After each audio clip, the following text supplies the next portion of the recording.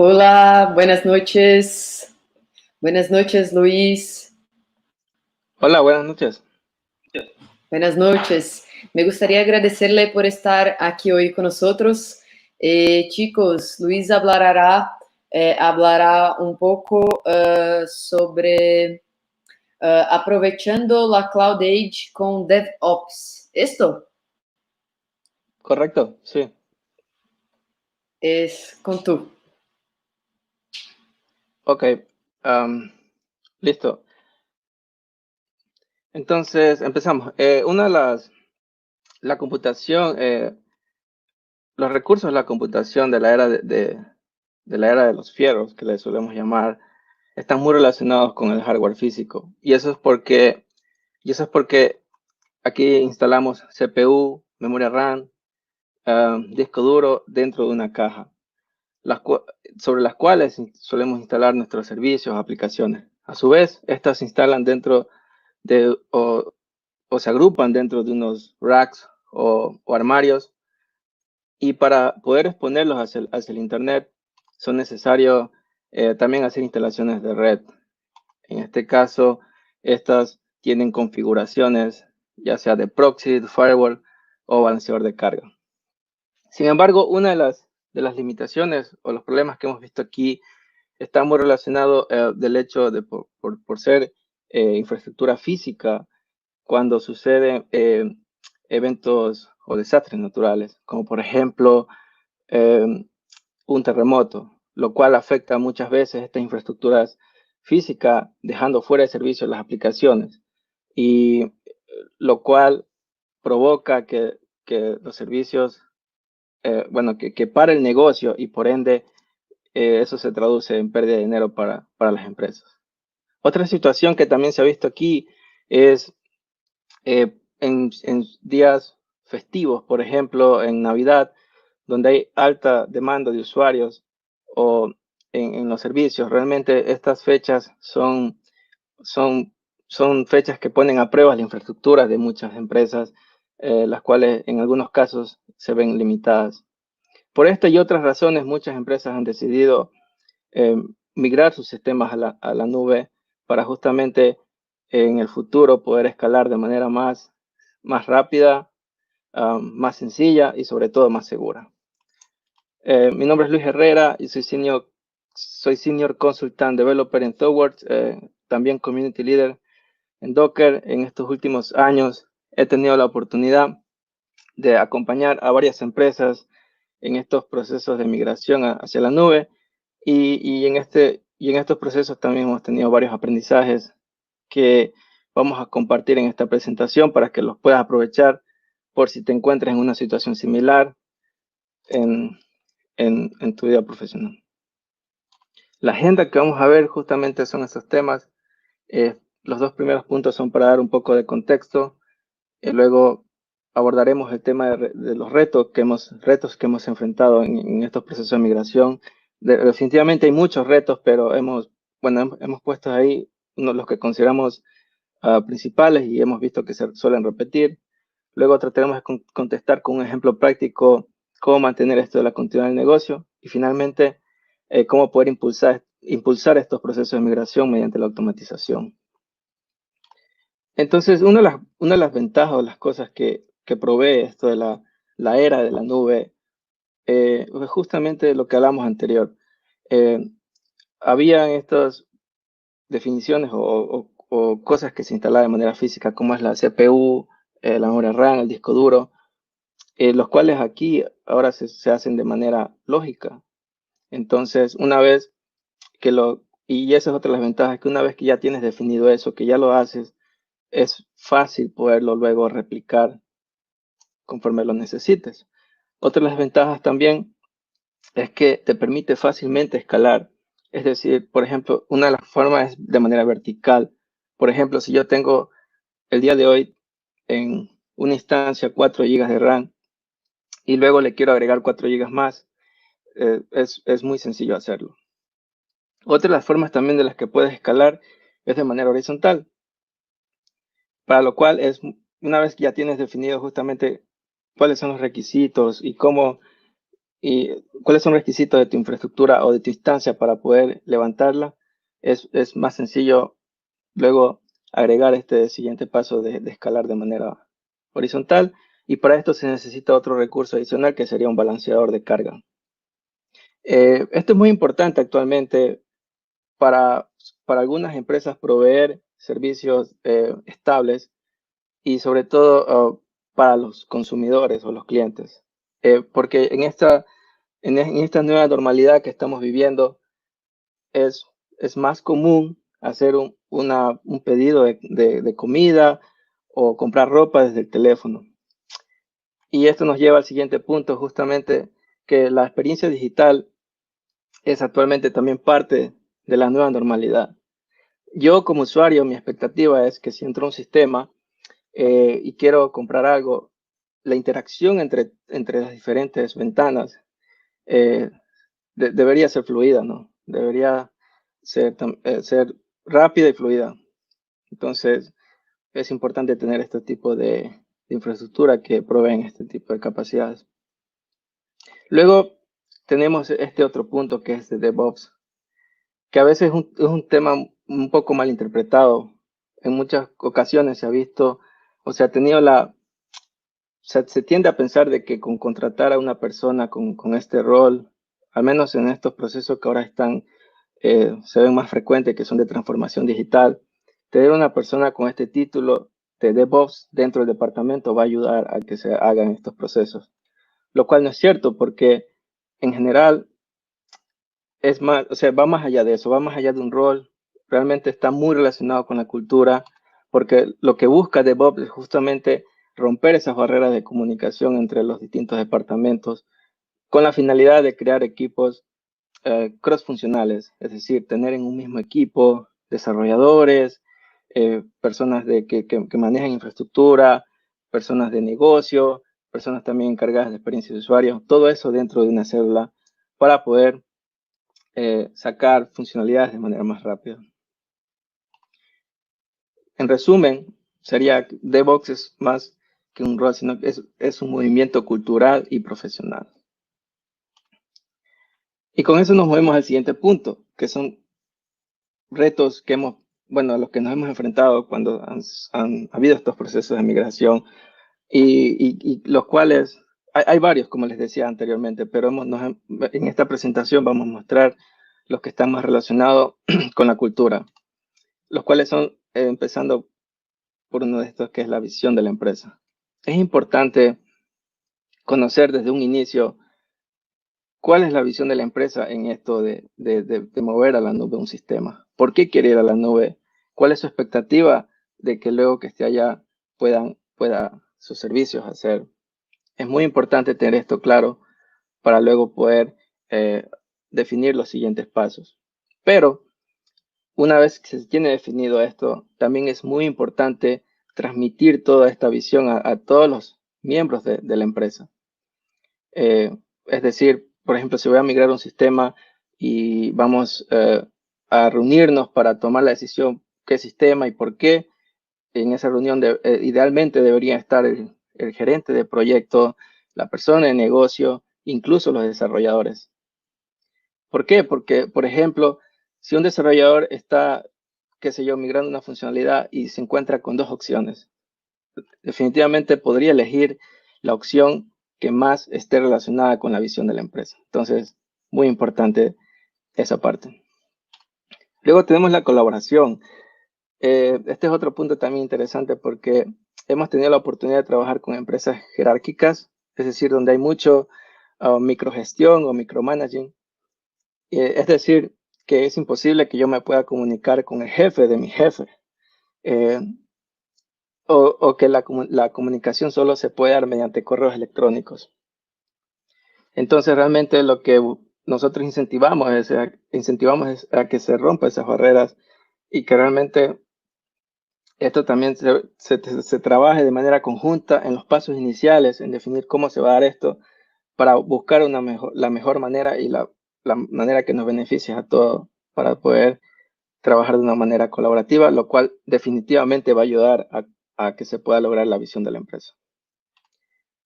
Y finalmente, la gestión de los cambios heredados. a veces ha habido el concepto erróneo de que, bueno, vamos a migrar a la nube y se van a mantener las mismas normas en cuanto, por ejemplo, llenar documentación para mover un sistema o para desplegar un sistema. Es decir, digamos un ejemplo aquí, normalmente en un sistema tradicional que tiene hardware físico, para desplegar a ambientes superiores se necesita registrar la IP del servidor, también el ID de la tarjeta de red, todas esas cosas que lamentablemente, bueno, que si nos movemos a la parte de la nube, son un poco distintas, o sea, no son iguales. Por ejemplo, en este caso tenemos un ejemplo de arquitectura de, de dos servidores que están conectados con un balanceador de carga y tienen la funcionalidad de autoescalar. Es decir, bajo ciertos parámetros se van a lanzar nuevas instancias o se van a eliminar. Entonces, la parte de IP va a ser dinámica, va a cambiar y todo esto definitivamente que no es igual a cuando cuando este tipo de infraestructura se está corriendo de manera física. Otro ejemplo es, digamos, tengo instalado dentro de una instancia un contenedor y dentro de ese contenedor está corriendo la aplicación. ¿Cuál de las dos IP debería registrar? Son a veces de pronto respuestas obvias, pero sí han habido casos que eso ha generado un poco de malestar y confusión entre las personas por no definirlo también en las fases iniciales. Bueno, entonces también ahora nos vemos al siguiente paso de lecciones aprendidas. En este caso hablaremos de la continuidad del negocio. Trataremos de esto explicarlo con un ejemplo de pronto de una migración más adelante con una migración de una aplicación, pero idealmente, ¿qué es lo que creemos importante en este punto de cómo mantener la continuidad del negocio? Primer punto, evaluar su portafolio. Es decir, de cierta manera hacer un ranking hacer un ranking de cuáles son las aplicaciones de alta prioridad que se deberían ir primero a la nube y cuáles son las de menos prioridad. Eso es muy importante, ya que te va a ayudar a definir si realmente necesitas en ciertas aplicaciones hacer un proceso de rehost, es decir, simplemente moverla de un lugar a otro sin hacer ningún cambio. Moverla desde el servidor físico a una instancia en la nube y ya está. O hacer un proceso de refactor, es decir, actualizar un poco la aplicación para que pueda ajustarse a los requerimientos para que pueda correr en la nube. O otra opción puede ser un proceso de replatform, es decir, actualiza un poco la aplicación con la finalidad de explotar al máximo los recursos de la nube. Aquí también puede entrar en discusión si se puede esta aplicación hacer la cloud native. Entonces es muy importante este tipo de conversaciones también y definiciones para poder mantener la continuidad del negocio. Segundo punto, conozca su infraestructura. ¿Por qué? Porque es importante, más adelante vamos a mostrar, luego de esto vamos a mostrar un ejemplo. Y esto se refiere básicamente al hecho de mapear todas las dependencias que necesito para poder poner en marcha todo mi sistema. Digamos, tengo una aplicación, pero esa aplicación se comunica con una base de datos, luego hace una consulta a otro servicio. Todas esas dependencias es muy importante mapearlas para poder más adelante tomar una estrategia que ayude a cristalizar ese proceso de migración. Aquí vamos a mostrarlo con un ejemplo. Aquí tenemos una aplicación de frontend, está escrita en React. En el medio tenemos un backend, que sería una aplicación en Java. Y esta aplicación en Java se conecta a una base de datos. Lo ideal aquí, como les decía en la presentación anterior, es mapear esas dependencias y en los primeros pasos ir moviendo poco a poco esos servicios que son esas partes importantes, de manera que vamos a tener en algún punto 2 servicios corriendo, pero la aplicación del frontend se estaría haciendo consultas específicas al sistema anterior y otras también consultas específicas al sistema nuevo. bueno, en la parte de atrás tenemos que estas igual se estarían comunicando a la misma base de datos, con lo cual igual los sistemas seguirían funcionando de manera ininterrumpida. Como siguiente paso, sí, sería terminar de migrar este sistema, con lo cual ya tendríamos una sola línea de comunicación. Y de ahí nos moveríamos al siguiente paso, que incluso se podría, por ejemplo, aquí sería con la base de datos, que podría ser incluso pensada como hacer un proceso de replatform. Actualmente los proveedores de la nube ya dan servicios serverless para poder tener instancias de base de datos. Entonces, sería sencillo hacer esta parte. Como segundo paso, podría hacer esto de aquí.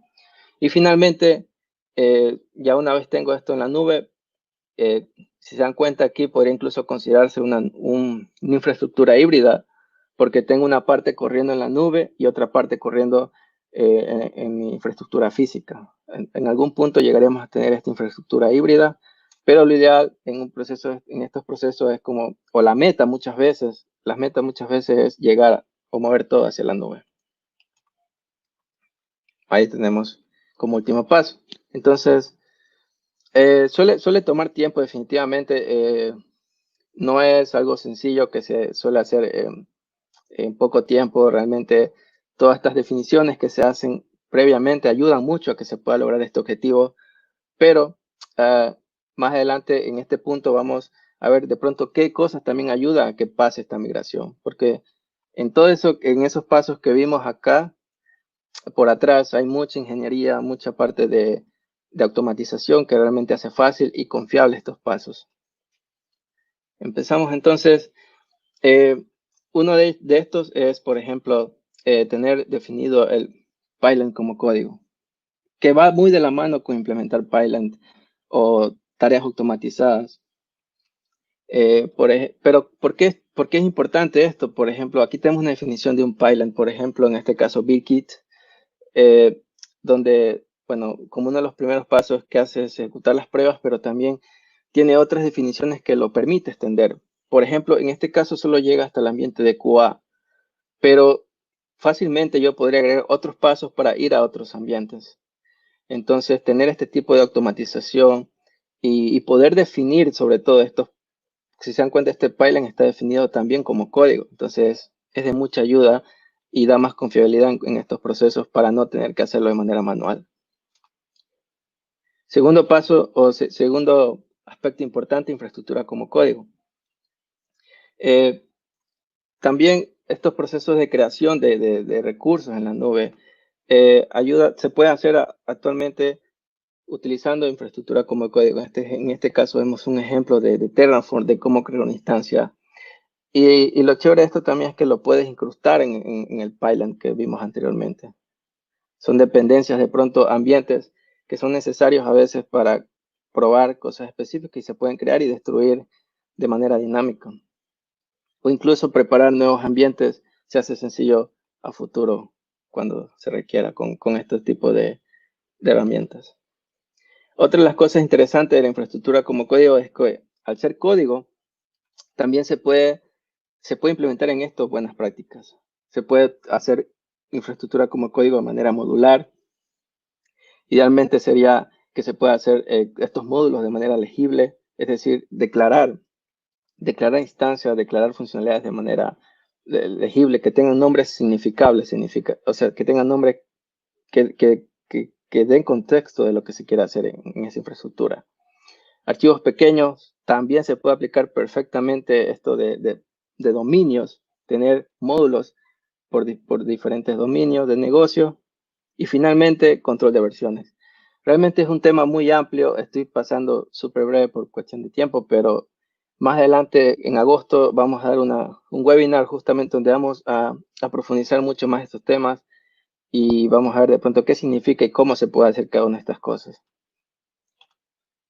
Y finalmente, y no menos importante, pruebas automatizadas. Realmente es lo que te va a dar mayor confiabilidad en todos estos pasos que vas a dar para ir verificando que lo que vas moviendo no daña las demás cosas que ya tienes funcionando en el sistema. Un ejemplo, bueno, aquí tenemos esto de la pirámide de pruebas, que sería lo ideal, donde puedes probar en diferentes aspectos las funcionalidades de tu sistema y también cómo se integran entre ellos y finalmente a súper alto nivel casos de usos del sistema. Un ejemplo, aquí tenemos igual, esto es una interfaz de BitKit, donde cada vez que se hace un commit o push a la rama master, este tipo de pipelines se ejecutan de manera automatizada y proceden a verificar que la nueva funcionalidad no está afectando a otra funcionalidad que ya esté corriendo en la infraestructura. Aquí vemos, por ejemplo, en el paso 3, se corren primero las pruebas unitarias. Usualmente este tipo de pruebas suelen tomar menos tiempo, son pruebas súper rápidas, ya que se suele suplantar los servicios. En otras palabras, se hacen mocks y hace que sea fácil probar cosas específicas. Y luego, bueno, ahí tenemos en el medio algo de OPA, que es Open Policy Agents. Bueno, es otro tema, pero eso es algo más relacionado con control de acceso a nivel de red. Y como último, bueno, aquí en este caso está, para finalizar este pipeline, está las pruebas de esta herramienta que es Karate, con lo cual hacemos pruebas de integración y ahora sí, utilizando los módulos reales, ya no haciendo suplantación de módulos, cómo funcionan en sí. En otro pipeline, bueno, no tengo aquí la imagen, pero en otro pipeline de más alto nivel ya se hacen cambio pruebas con dependencias, con otros servicios. Ya son las pruebas ya de casos de uso. Que son pruebas que incluso suelen tomar más tiempo que las mismas pruebas de integración. Y bueno, finalmente, para cerrar, ahora, esto de la nube no es simplemente un cambio de infraestructura de las instalaciones físicas a un entorno virtual que ya no tienen que mantener. Debido a que todo se convierte en software definido, tienes que manejarlo como software. Todavía necesitas todo el conocimiento sobre redes, seguridad e infraestructura, pero tienes que administrarlo usando ingeniería de software y no enfoque de infraestructura. Pues sí, ir a la nube no significa que una vez que ya estés allá, ya no hay nada más que hacer. Realmente es algo que se debe mantener, se debe incluso seguir mejorando, pero el enfoque ya cambia. Al ser ya más, todo manejarse ya de manera más lógica, ya vendría a ser como un mindset más de ingeniería de software. Ok, listo, eso es lo que, bueno, por cuestiones de tiempo a muy alto nivel compartimos en esta presentación. En agosto estaremos dando más, de pronto introduciendo un poco más a la parte más técnica y bueno, estaremos ahora contestando preguntas. Gracias, gracias Luis. Nuestro tiempo se acabó, mas gracias por traernos este tema. ¿Te gustaría hacer comentarios finales? Sí, o sea, queremos en el mes de agosto, como les decía, vamos a introducir más, al menos de la parte técnica de este tema, y están invitados. Bueno, en este caso seríamos como ThoughtWorks, la empresa que estaríamos corriendo este webinar. Y muchas gracias también en este caso a la organización Campus Party por dar este espacio. Mil disculpas, no sé hablar portugués, pero realmente aprecio mucho que hayan dado este espacio. Gracias, Luis. Buenas noches. Estaremos luego más aquí nuevamente. Buenas noches. Chao. Chao.